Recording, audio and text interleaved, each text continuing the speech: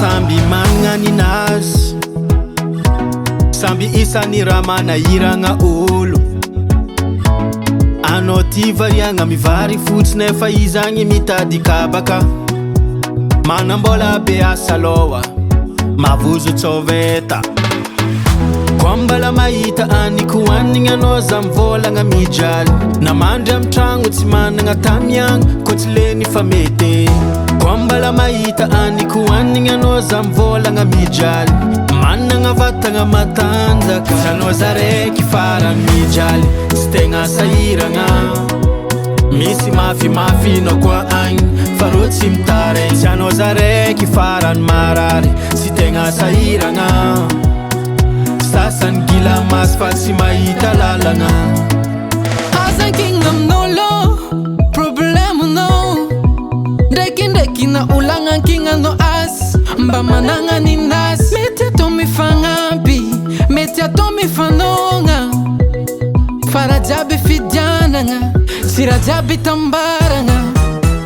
Koa mbola mahita aniko hoanigny anao za mivolagna mijaly. Namandry amy tragno tsy managna tamiagna koa tsy legny fa mety.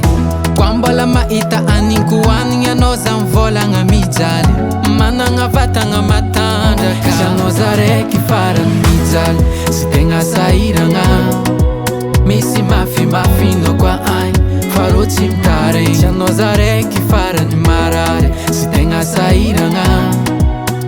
Sasany gila masy fa tsy mahita lalagna.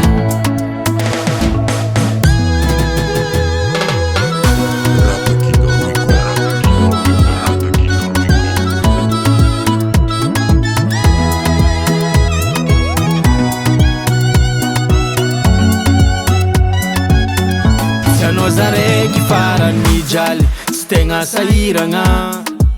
Misy mafimafy nao koa agny fa rô tsy mitaregny. Tsy anao za raiky farany marary, tsy tegna sahiragna.